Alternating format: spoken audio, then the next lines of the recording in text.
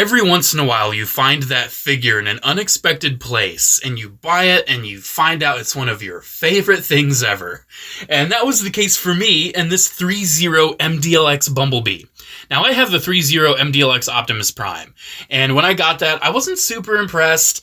I thought it was okay, but I feel like it had too many moving parts, and it just wasn't working in the way I wanted it to. It didn't feel like the hand candy that people have described it as. And I figured I was just going to leave it at that. Well, I was at a peddler's mall, which is like an antique sort of thrift store kind of thing that's a chain down in Kentucky. And I found a booth that had the MDLX Bumblebee opened but complete in the box for only $30. And I looked at it, and I saw the price, and I'm like, yeah, I at least got to try this out. I got to see if Bumblebee is hidden the way that people say that these are supposed to hit. And yeah, this Bumblebee is so cool. It's very rare that I like a Bumblebee more than an Optimus Prime in any given toy line. However, I feel like for Threezero MDLX, this Bumblebee, ooh, is so good. Even just seeing it here on the camera, it's just so good. It's so good. You can see he is absolutely caked in like weathering and black wash. He has so much like silver paint all over him. He's got some dry brushing. He has like all this nice black lining and everything. It looks like gunk. He looks muddy. He looks dirty. He looks battle worn. It seems like the kind of Bumblebee that, you know, we would see in Reactivate if the Reactivate design was more of the G1 design. I mean, even looking at the back here, look at all, like, the piping and the hosing. Even, like, the little car parts. Like, you can tell that's a part of a VW. That's a part of a VW. Like, it's so cool to kind of see the element of G1 Bumblebee in this design that's otherwise really realistic. Now, this figure isn't that big. You might kind of gauge by my hands. It's not the biggest. Here it is with the Bumblebee that is everywhere right now, the Studio Series 86 one. And you can see, yeah, it's pretty much an average deluxe size. That's what you're going to get with this guy. And for the retail price of like $60, it might be kind of a tough pill to swallow. It kind of might be. You know, this costs more than a leader class. But, I mean, if you find it for a deal like I did, it's a no-brainer. But even for retail price, man, I think this is pretty great. It doesn't come with a ton, unfortunately. You can see he has a fisted hand right here, and obviously he's got a gun-holding hand right here. He does have this nice little blaster, which looks a lot like his G1 blaster. Can literally bring in, you know, the Studio Series 1. It's got some similar shapes and everything going on. I appreciate that. And for other alternate hands, it's pretty simple stuff. It's what you would expect. Left trigger, he has a right fist, and he has left and right open hands. That's what he's got going on. And honestly, that's, you know, pretty much what you would expect. But I feel like he has one accessory that kind of goes above and beyond the rest. And to check out this accessory, we need to go up to his head sculpt, because I think this is a pretty great head sculpt. I like the expression, even though it is a little bit more serious than what I would like out of Bumblebee. It does still look really good. I love all the dimensional layers and everything to the head design. Layers that almost feel like there might be a battle mask with this design. He's got the horns on his head that look really good. It's just such a nice head sculpt. But he does come with a battle mask head. And this head, this is Badassatron right here. This is the coolest I have ever seen Bumblebee ever look. It's a pretty easy pop and swap. However, unfortunately, the ball socket with the neck wants to come off easier than the one at the head. And the head is the one you need to switch. So it can be a bit frustrating, but it's not the hardest thing in the world. Just pop the neck in, and then pop this in. And congratulations, this is the only head sculpt you're going to see for the rest of the video, because I love this so much. Dude, look at it! He looks so badass! Like, that is not Bumblebee anymore. Oh my gosh.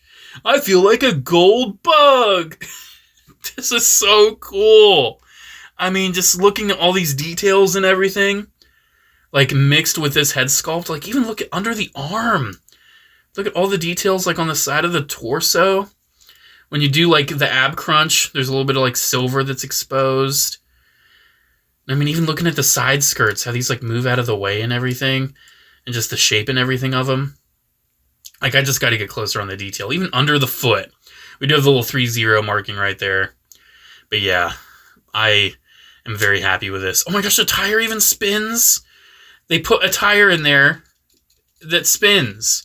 So unnecessary, yet so incredible. Yeah, this is sick. I love the spare tire on the back here, too. You would think it's removable, but I don't think it is. It seems like it's pretty well in there.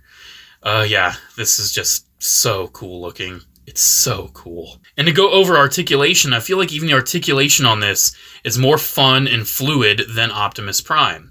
So it's got the ball joints at the head that you saw, so the head moves around pretty much every way you want. Moves up a good amount, moves down surprisingly well.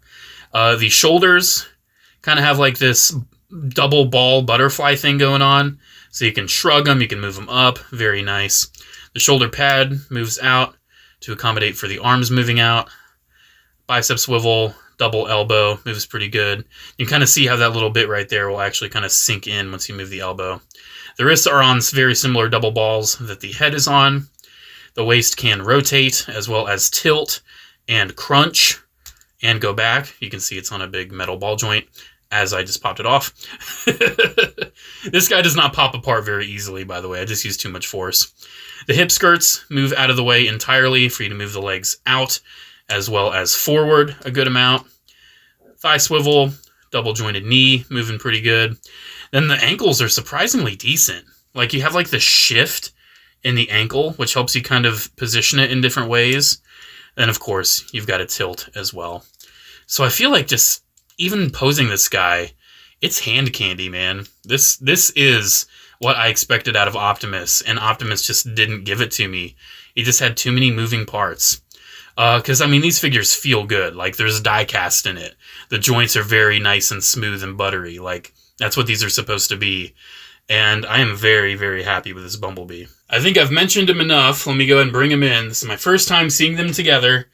Here is the Threezero MDLX Optimus Prime with Bumblebee. And seeing Prime with Bumblebee, the Prime looks fantastic. It looks so good.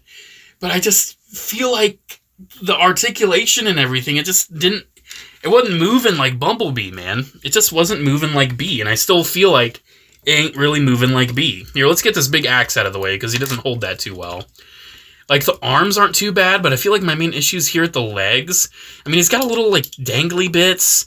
He's got all these little guards around his ankle that I just feel like get in the way. Like, so many little panels and everything. And the foot just kind of struggles to move around all that. The side skirts, like, I feel like the skirting always pops off or gets in the way. And he's got, like, this weird drop down at the hip. I don't know, like, it moves great. It just doesn't move fluidly. Like, it has the articulation, but I struggle with, like, the posability. You know, I feel like this is always getting caught. They didn't design that right for it to not get caught. His gun is, like, too big for his own good, and it kind of drops under its own weight. And he doesn't, like, hold it the most securely. Like, this figure isn't trash by any means. Absolutely not. This Optimus is really cool. But it just is lacking, where I feel like Bumblebee is not.